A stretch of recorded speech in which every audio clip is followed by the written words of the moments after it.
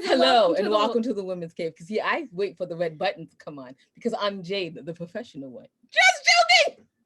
Professional. She always has things to say nowadays. You know, like for the last year, I think 2020 has slowed me down a bit. Really? It slowed you down? Yeah. It slowed Winona down. We've only written two books this year? That's it. 1.5. We've only written like 1.5. That's pretty pathetic for us. We normally do like what, 4 to 6? Okay, y'all, but y'all know it's 2020, so Brian was a little bit occupied with, do I have enough hand sanitizer? Like, I don't think I have enough. I need to get more. So I keep writing things, and it ended up being like, yes, I'm Winona, by the way. It ends up being an entire chapter where they have to stop and sanitize. Right. And the book is set in 2016. So what are they sanitizing for? Over sanitizing. Yeah, oh my goodness. Moving on, I think that's gonna like define our generation. Like we're gonna be like those crazy kooky old people that like just be like, no, don't come out without the gallon of sanitizer. Kush, kush, kush. You want some? And we have books. Yeah, we wrote literary life guides of pop poetry, which, you know, like is a really fancy way of saying we wrote books, right? It's a really fancy made up way. So we wrote, and I thought divorce was bad with other life lessons. And I thought being grown up was easy. And I thought I did my journey alone. And if only I were me. All right. So the And I Thought series available on Audible and Amazon and all those great Barnes and Noble. Okay. And if you're fortunate, it's actually in your bookstore. Yeah. No. And there's 17 of them. The 17 books in the And I Thought series. Continue.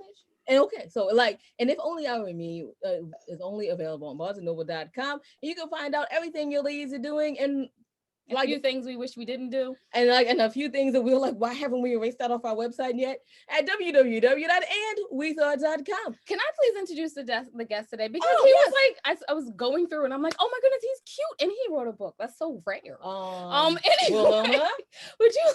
Oh no, and he's super academic and professional. So yeah, so I should take that back. Take it back. Take it back. Wonderful guest. Would you like to introduce yourself? Hey, thanks for having me. My name is Timothy Denevi, and I'm a nonfiction writer, creative nonfiction. I've been in the DC area for about 10 years now, and I'm working on my next book, which is about the last week in the life of Bobby Kennedy. And like everyone here, I am trying to figure out a way to get through these next 2 weeks and next few months until this year's finally over. Yeah, that's such a task. Yeah, everyone's like, oh, what can I do now? Oh, my Netflix. So what am I doing? Which is really great because now people are reading books and listening to audiobooks. So yay for book sales.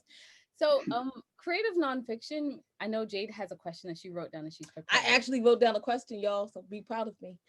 But I'd like to ask first, because I'm the narcissist here, how do you find the balance between the narrative and the actual factual information to keep a reader engaged?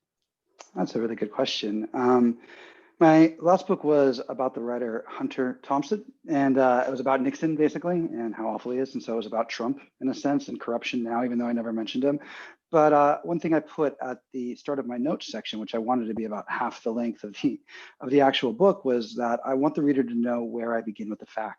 And so if I say it was like a blue sun-heated day, I want to have either a photograph or a piece of information from a newspaper that says the temperature that day. You know, if I say so-and-so at that moment felt confused and disheartened or something like that, I want to have a quote that says, I was feeling confused and disheartened. You know, so-and-so said later when looking back on this moment.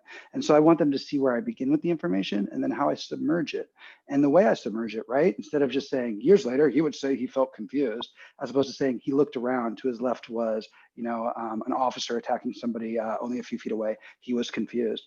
I want to submerge the information into the action, so then it feels more dramatic to the reader, and then it feels more engaging to the audience that's can imagine that they're actually there experiencing it too. And so it's a really hard balance between all the research you do, all the information you get, and then the way that you convey it within the narrative you're trying to create. Absolutely, I can definitely understand that. I'm actually listening to creative nonfiction books right now, and I'm like, this is so engaging. Why have I slept on this genre for so long? So I have to ask, because we write fiction and pop poetry, so I have to ask, do you ever think you'll come on over to the dark side with us and write genre fiction? Well, I always feel that when I'm writing nonfiction, I'm using all the tools of good dramatic narrative, of fiction, of setting the stage, of setting the scene on stage, of putting characters in motion and watching them, work their way through difficult situations. I like to think that when I write nonfiction, I'll let the reader know so many times that we may not know what somebody was thinking right there. They may have been thinking this, they may have been thinking that. So it allows you to do some of the same tricks that a fiction writer might. I was in my graduate program for creative writing years ago. I took a great class on crime writing, on detective writing, detective novels. And it was really neat to see the different skills somebody like Dashiell Hammett might use, to create tension, to articulate character within the action, and how we can use those in fiction and in literary fiction and in nonfiction often. And so, even though I may be writing nonfiction, I think a lot of it, hopefully when I'm doing it well, feels like a novel, and it feels like that's exactly what's happening. I just have to convince myself I have the authority to do it, so I haven't have to do a ton of research, and then show you where I started with the research. So everything's cool. But yeah, actually, I read a few pages of your book, of course, can't just interview someone. So yeah, I think it plays off quite well. It's well balanced. Do wish you would go into the fiction though. Oh man, it would be very fun. To write a really good detective novel. I'm not gonna lie to y'all, and I'm a sucker for a detective novel. I'm not gonna lie. I think that's why we're already pushing you into it. Oh, go to it. But okay, so I actually have a question that I wrote down, which I'm proud of myself.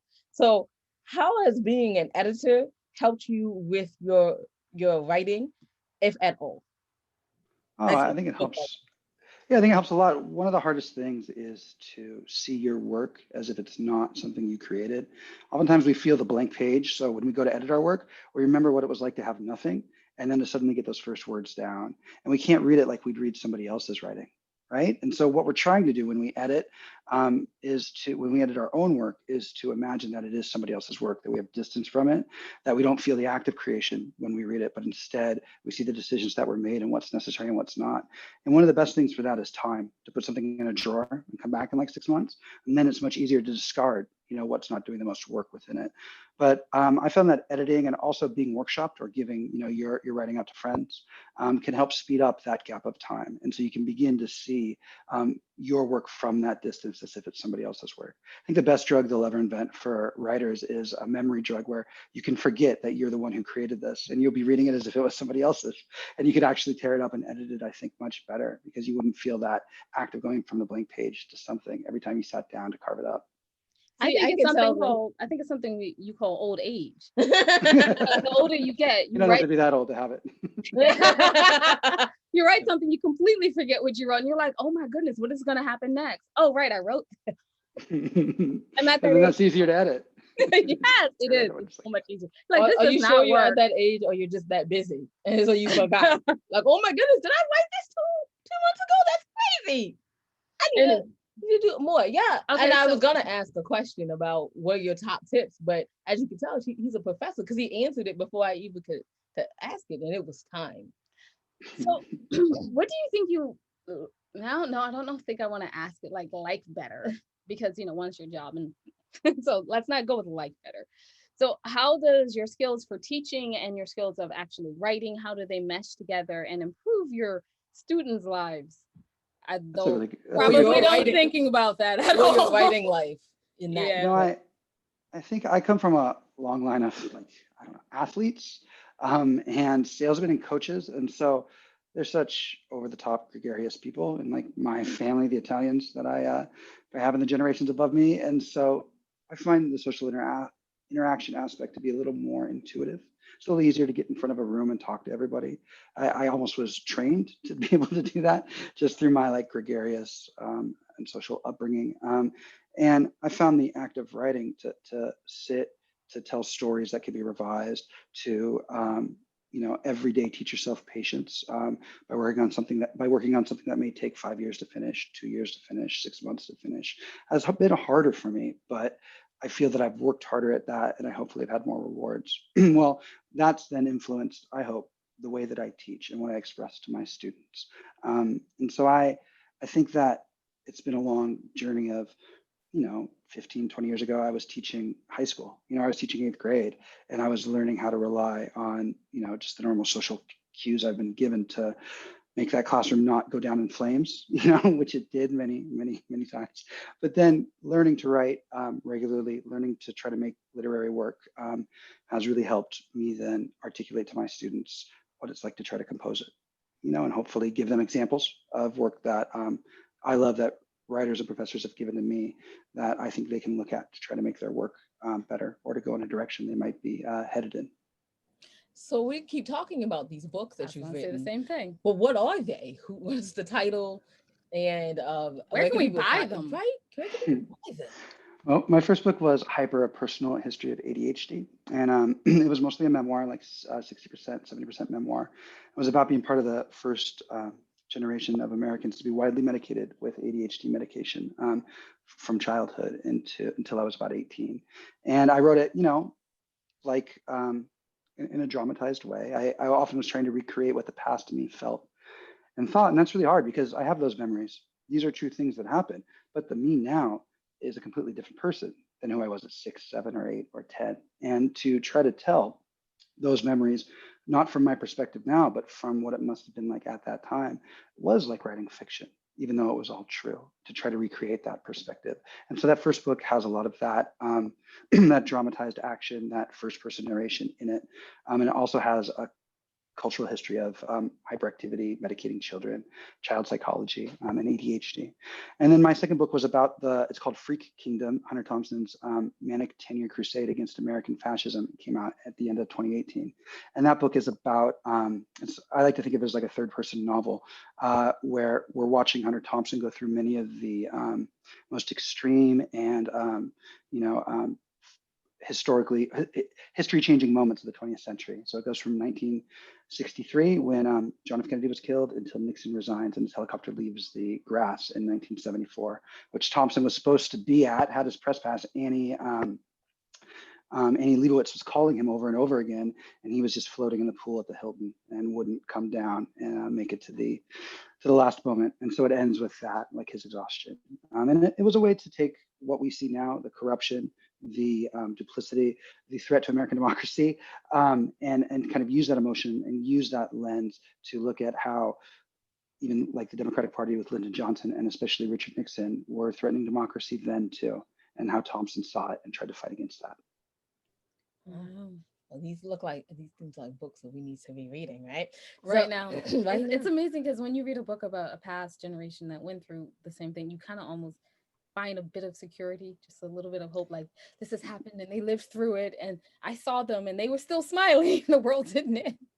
Maybe. I mean, I've been reading a lot right now of oral histories from 1968. So like the Reverend Abernathy's depiction of or account of Martin Luther King's murder. He was 5 feet away, an oral history describing that. Accounts of the 1968 riots and the 1968 police riots against protesters in Chicago and also in Washington, D.C.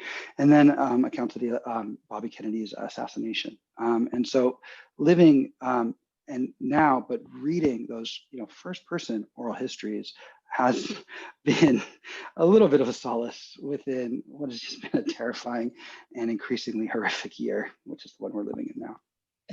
Absolutely.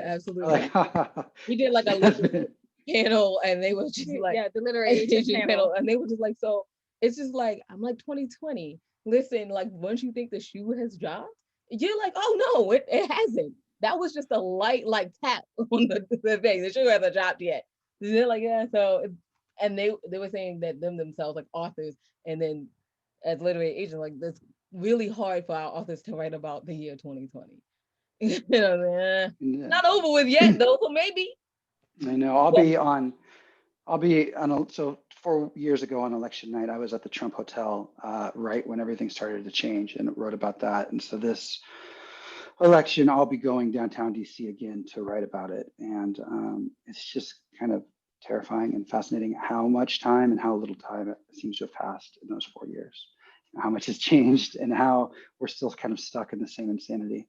And it's going to be like, we may know how it's going to go, but if we've learned anything, it's that the other shoe's always waiting. That's a little dark, but yes, we feel that the other shoe's always about to come down. Yeah, no, like, well, I guess 2020 has taught us that, right? Like time goes quickly and be prepared, but then time goes slowly also comparing to like all the stuff's going on. So where can people find out more about you and your books as we wrap up? I think my website is timothydenevi.com, but if you Google Freak Kingdom, it's available. I have a really terrible appearance on the Joe Rogan show from a year ago, where I argued with him about gender politics because he was ridiculous. I thought he was Seth Rogen when I was going on for the most part, and then realized it was actually Joe Rogan. And so they can watch that, where you can learn about Hunter Thompson. You can also, my website through George Mason has a lot of my recent essays up and posted that I've written for Literary Hub and other places in the past 2 or 3 years. Right, nice. Thank you so much for joining us today. Would you like to wrap us up? Absolutely. You can find out everything. Thank you for having me. Oh, yes, of course. Please come back when you're not like super busy. Yeah, back. So you can find out everything your ladies are doing on www.andwethought.com. While you're there, like check out all the cool things that we have going on the homepage. And like when the actors read my script. Can I continue? Just like the Ladies Tale podcast? Why is she always like, Jade, wrap us up? Oh no, I have like 17 things to say. I just wanted to put that out there. Anyway, more importantly than all of that, please go to the ladies tab, go down to the middle and see the charities that we probably support. Let's keep in mind this is October, so this is a domestic violence month, and you might want to pay special attention to Powerful Beginnings. They're doing wonderful work, and you might be able to donate to them. And as we know that 2020, what do they say? Money is funny, right? So you might not be able to donate money, but they're also looking for people with certain skills, so you might be able to donate your time, and if not that, to just at all the charities on social media and say thank you so much for doing this wonderful work in the world, because we can all use a little encouragement. Yes, we can. So with that, I guess we'll say that wisdom is all around you if you're open to finding it and accepting it. So peace and love from Winona and Jay. Yeah, you know how we just did that? We just switched it on up. Just confuse y'all. Oh yeah. Fun. Thanks for listening.